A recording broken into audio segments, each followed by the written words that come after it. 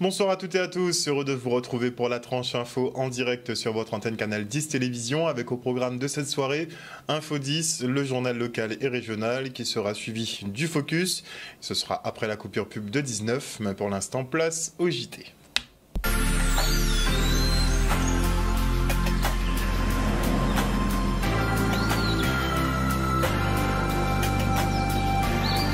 Nous sommes le jeudi 13 novembre 2024 et les négociations reprennent à EDF-PEI en présence du directeur général Frédéric Maillard. De quoi tenter de pacifier la situation à l'heure où des procédures de licenciement ont été entamées contre plusieurs salariés. Regardez. On va d'abord voir avec quelle envie de sortir de ce conflit le PDG est arrivé en Guadeloupe. Je vous le dis sincèrement. On a été assigné. Après les assignations, on a reçu des courriers pour des entretiens préalables.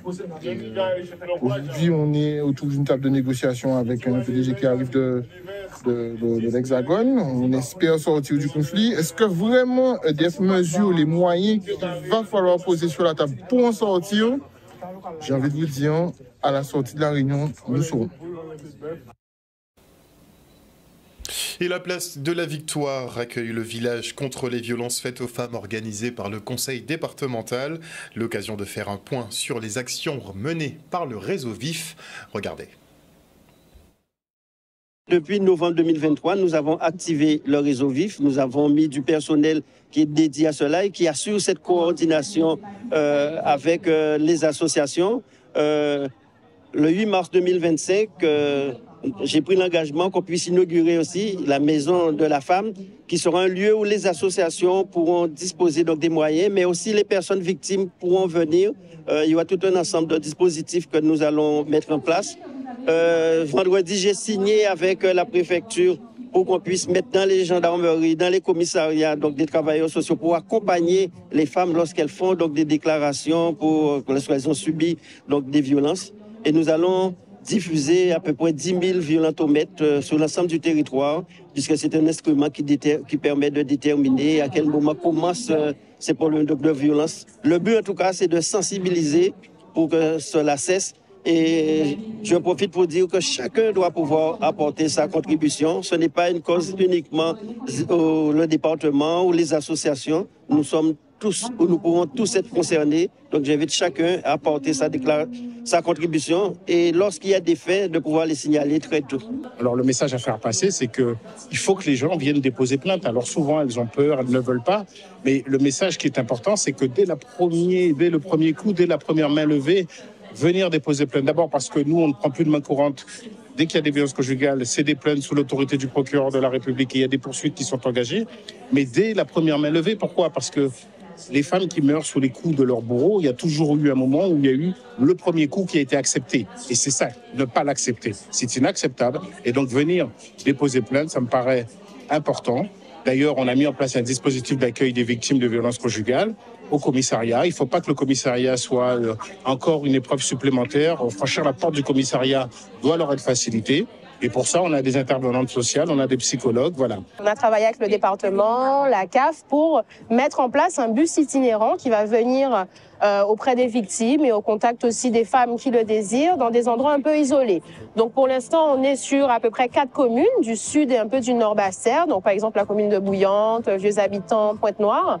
Et on se déplace dans des espaces et le bus, du coup, il est là pour être installé. Et on organise aussi des ateliers où vous avez la possibilité de rencontrer sur des jours précis des psychologues ou des personnes qui vont vous orienter sur vos droits.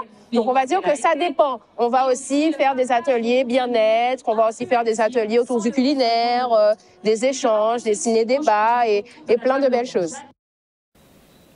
Un reportage signé Charlie Dagonia.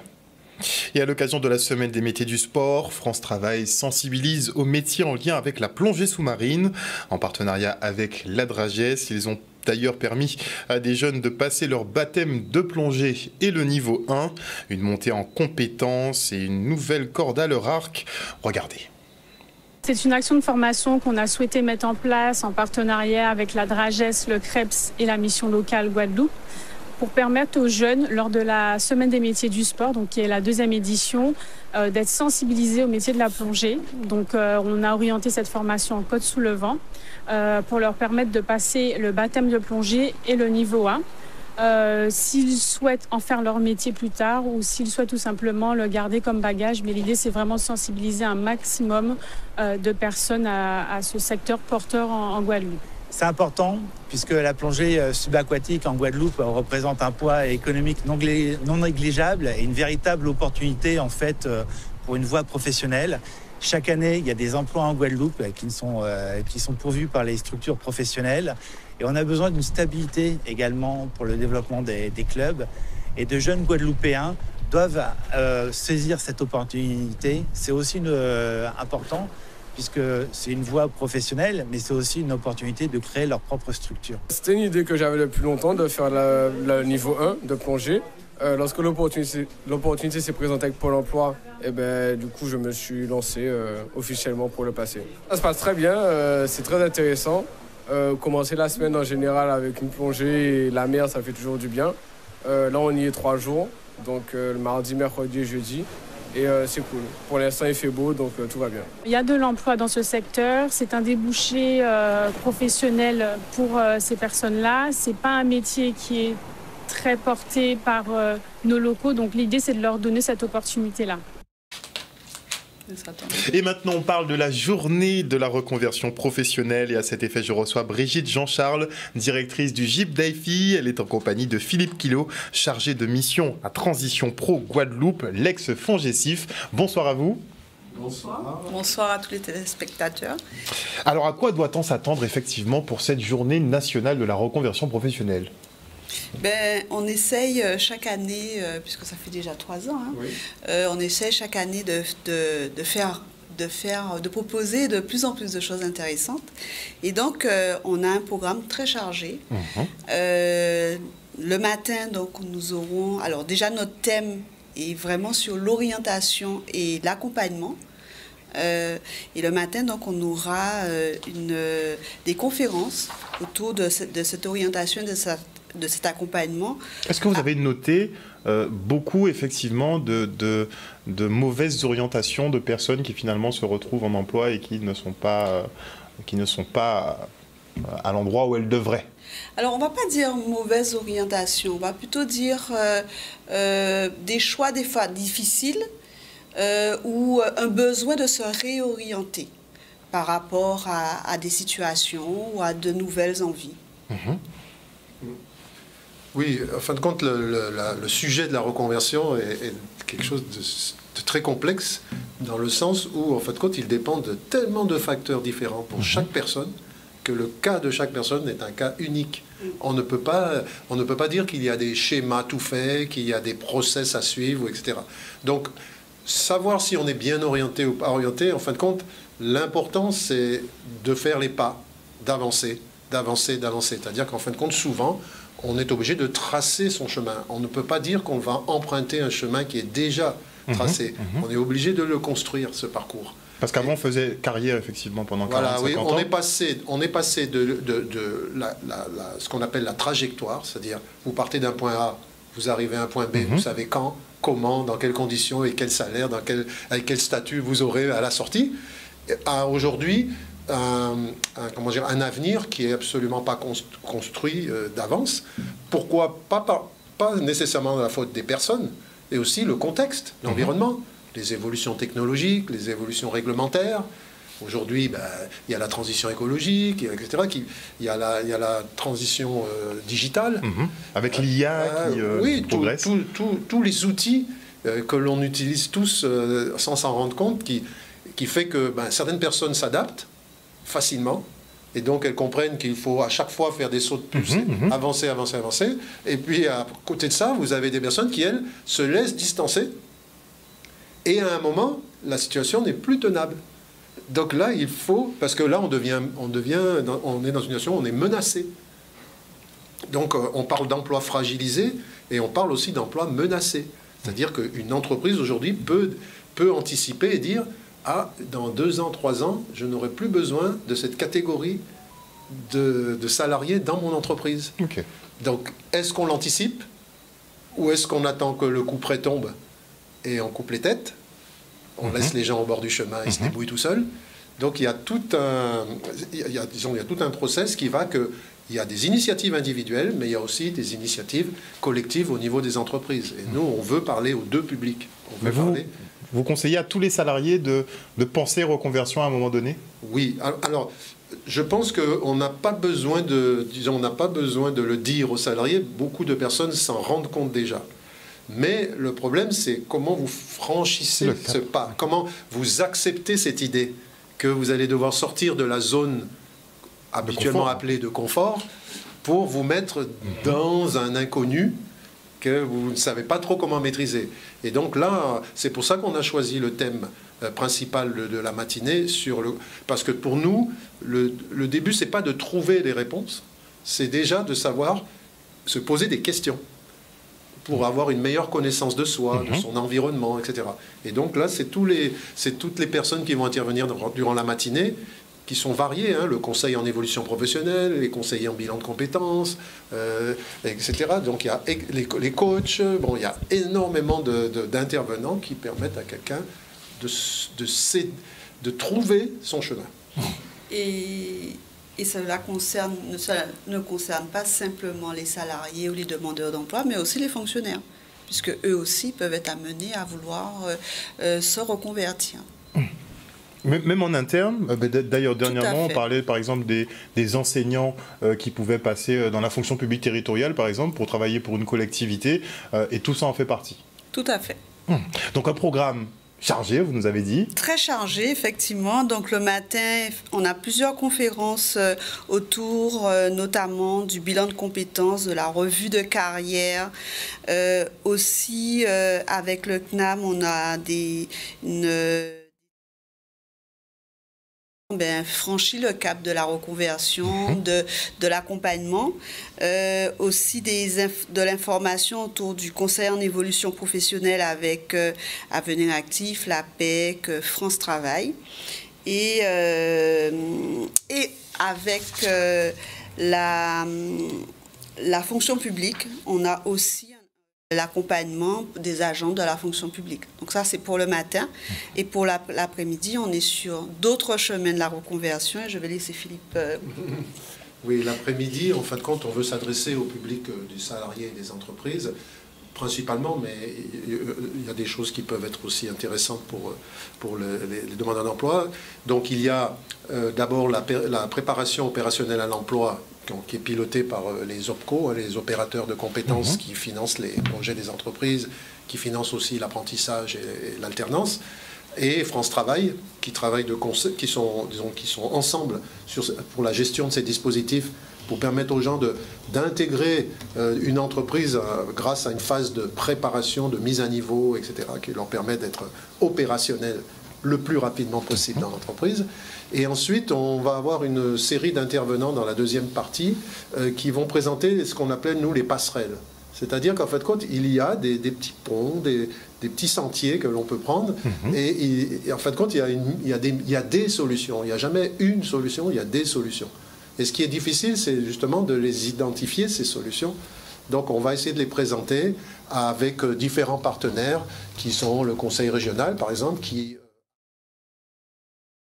porte un abondement automatique quand on mobilise son CPF en Guadeloupe, ce qui est une des rares régions à le faire. C'est-à-dire que dès que vous voulez mobiliser votre compte personnel de formation, si vous êtes dans la liste des formations éligibles, et elles sont vraiment très majoritaires, il y a vraiment une liste d'exclusion qui est assez réduite en fin de compte, et bien vous pouvez bénéficier, que vous soyez demandeur d'emploi ou salarié, vous pouvez bénéficier d'un abondement de la région qui peut monter jusqu'à 4 000 €. D'accord. Donc c'est au-delà du solde que vous... Enfin, pour le solde que vous ne... Vous avez le solde sur le compte professionnel de formation, donc, imaginons que vous disposez, votre compte personnel c'est 2 500 €, vous avez une formation qui en fait 7 000, et bien donc il va rester 4 500 € à financer, et donc là-dessus, vous allez réclamer à la région la possibilité d'abonder. Alors pour les demandeurs d'emploi, c'est 70% dans la limite des 4 000 €, et pour les salariés, c'est 80%, par exemple. Donc voilà un exemple de ce qui peut exister Alors il y a bien sûr aussi les financements des OPCO, il y a le financement dans le secteur public, il y a les transitions pro qui peuvent intervenir. Ouais. Donc on va montrer aux personnes qu'il y a toute une palette. Donc ce seront des interventions assez courtes, mais simplement pour montrer la multitude. Ce qu'on veut montrer aux gens, c'est que c'est possible, c'est accessible. Mais pour cela, il faut être bien accompagné. Il faut savoir où on va. Oui, mais surtout, il faut être bien accompagné. C'est pour ça que le thème, on revient au thème du matin qui est, au départ, je recherche d'abord qui peut m'accompagner. Parce que de faire tout seul, c'est extrêmement difficile et c'est pas utile puisqu'il y a des dispositifs gratuits à ma disposition pour m'accompagner. C'est quand même gratuit l'accompagnement. Et en plus, au-delà des conférences qu'il y aura, bien sûr, il y aura tous ces organismes d'accompagnement auront des stands et pourront en continuer à accompagner les personnes qui viendront nous voir demain. Donc on les attend nombreux. Voilà. Et il faut savoir aussi que la journée, elle est chez nous en Guadeloupe 1 journée et demie en réalité, puisque le 15 au matin, la Cité des métiers, qui est le lieu où vont se dérouler les deux temps, la Cité des métiers fait une journée porte ouverte avec ses partenaires habituels qu'elle a toute l'année pour proposer tous ces ateliers, etc. Donc les gens pourront participer à des ateliers, des entretiens individuels avec des coachs, avec des conseillers divers et variés qui vont leur amener des informations. Et donc les personnes trouveront des interlocuteurs vraiment disponibles, même toute la matinée du vendredi 15. Donc le rendez-vous est donné? Donc le rendez-vous est donné donc, demain, 14 novembre, à la Cité des Métiers, de 9h à 18h. Et ensuite, le 15, toujours à la Cité des Métiers pour des ateliers. Donc n'hésitez pas effectivement à venir prendre un maximum de renseignements lors de cette journée nationale de la reconversion professionnelle. 1 journée et demie, comme on vous l'a dit, donc les 14 et 15 novembre, ce sera à la Cité des Métiers aux Abîmes. N'hésitez pas à vous y rendre, que vous soyez fonctionnaire ou bien salarié du privé. Demandeurs d'emploi aussi, ils trouveront des informations. Merci beaucoup en tout cas à vous d'être venus sur ce plateau, nous présenter donc cette opération qui, ne l'oubliez pas, se déroulera donc demain à la Cité des Métiers. Et pour favoriser l'insertion des jeunes de son territoire, la ville de Gourbert parle mobilité avec les scolaires. Regardez. L'idée, c'était de montrer aux jeunes guadeloupéens que la Guadeloupe s'inscrit également dans l'espace européen. Et dans ce cadre-là, il existe des dispositifs mobilisables, que ce soit pour les jeunes pour parfaire leur formation et leurs projets personnels et professionnels, mais également pour le corps enseignant qui peut aussi mutualiser des techniques pédagogiques ou des pratiques professionnelles. Et c'est exactement dans ce but-là nous sommes là aujourd'hui. Nous accueillons de manière exceptionnelle à Gourbert une délégation composée de personnes de la Roumanie, de la Hongrie et de la Turquie qui sont venus nous voir dans un échange, dans une convention de partenariat pour échanger sur des pratiques culturelles, mais échanger aussi sur des techniques professionnelles d'animation que nous développons dans des ateliers que nous avons commencé depuis quelques temps.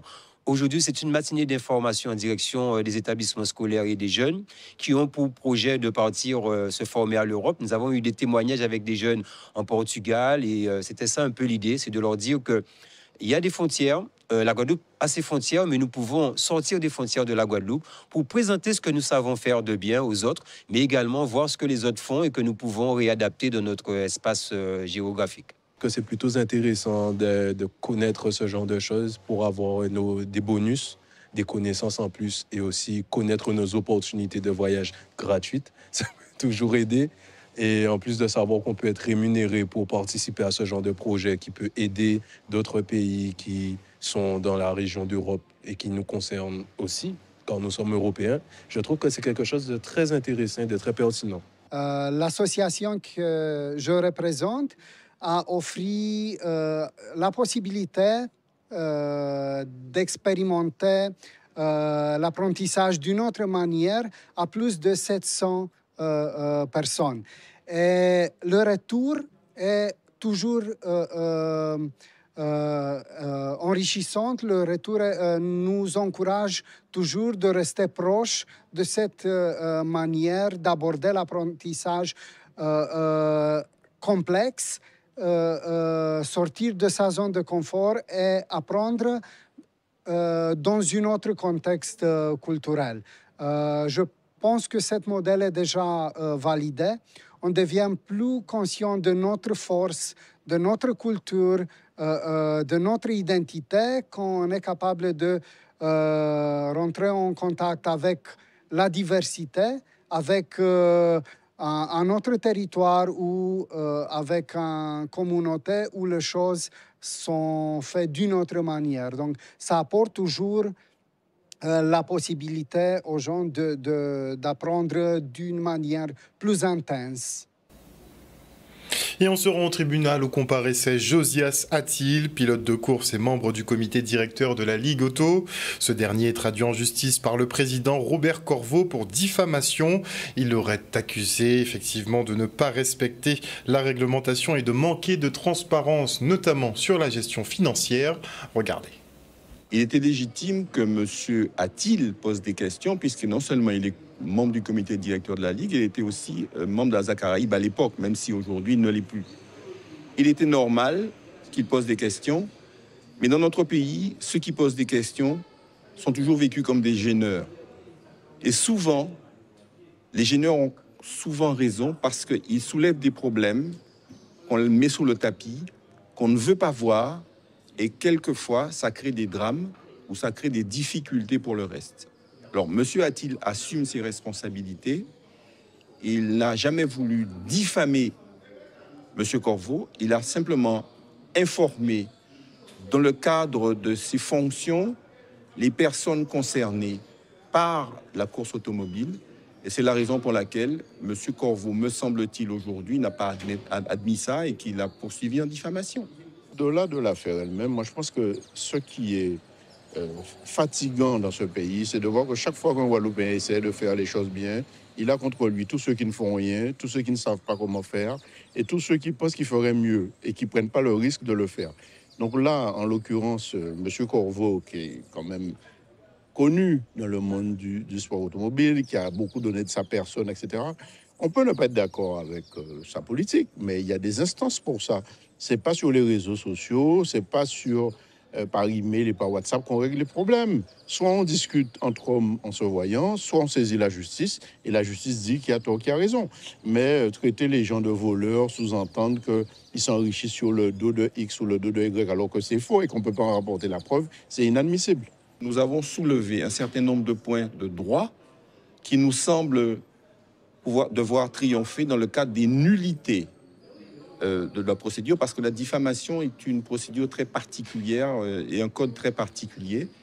Et lorsque nous avons abordé le fond, nous avons aussi montré un certain nombre de choses qui permettent de penser que la citation directe et puis le fond du problème ne constituait pas un délit, comme a tenté de le faire admettre M. Corveau. Maintenant, la décision appartient aux juges, comme je leur ai dit, qui sont souverains. Et nous attendons avec toute sérénité la décision du tribunal correctionnel de Basse-Terre pour le 17 décembre 2024. Rien faire d'autre qu'attendre. Hein. La justice est une machine assez lente. Donc elle rendra sa décision et on verra bien ce qu'on en fera le moment venu. Mais encore une fois, c'est surtout un signal qu'on a voulu envoyer à M. Attil pour que ça s'arrête. Une première fois, une plainte avait été déposée. M. Corveau se dit, bon allez, je calme le jeu, j'enlève ma plainte. Et on voit qu'il continue. Eh ben, il y a un moment donné, il faut que ça s'arrête. Et demain, le verdict sera rendu dans l'affaire Respire Plus.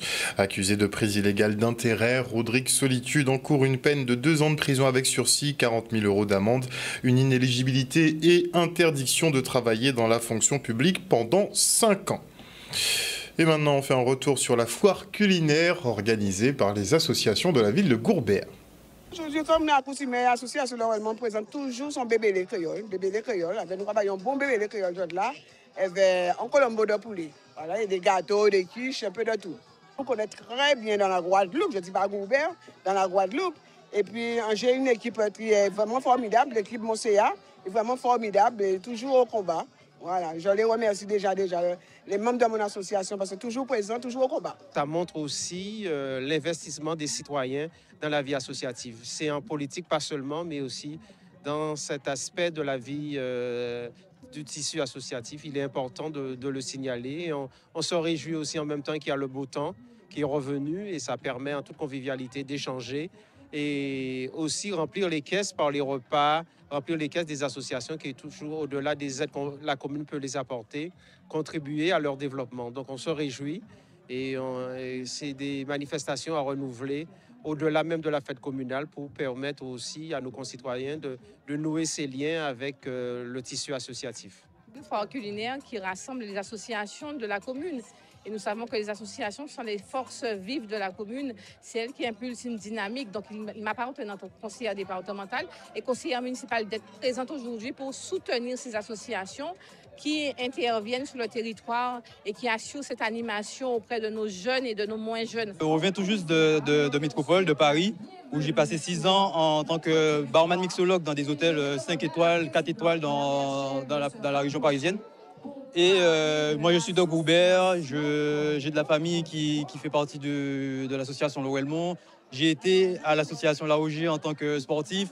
Donc clairement, pour moi, aujourd'hui, c'était totalement normal d'être présent pour cet événement. Je suis parti sur quelque chose d'assez simple, mais quand même élaboré, comme par exemple un cocktail à base de sirop d'hibiscus et batterie. Donc un sirop que j'ai réalisé moi-même. Avec de l'amaretto, donc on est sur quelque chose d'assez doux et agréable en bouche et surtout de très frais. Et de notre côté, j'ai été un peu plus audacieux en créant un sirop d'avocat vanille, accompagné de notre traditionnel rhum sucre citron CRS, du coup qui fait le CRSA, citron, rhum, sirop, avocat. Et voilà, donc c'est un cocktail qui se laisse tenter, c'est de nouvelles saveurs, de nouvelles découvertes, et voilà. Du sirop d'avocat vanille. Franchement, il fallait le trouver. On salue le talent, effectivement, de nos jeunes. Et voilà, chers téléspectateurs, nous sommes arrivés au terme de ce journal. Merci pour votre fidélité à ce programme. N'oubliez pas que sur Canal 10, vous faites l'information que nous diffusons. Le JT revient demain à 18h30. Une bonne soirée à vous. Bisous tout le monde.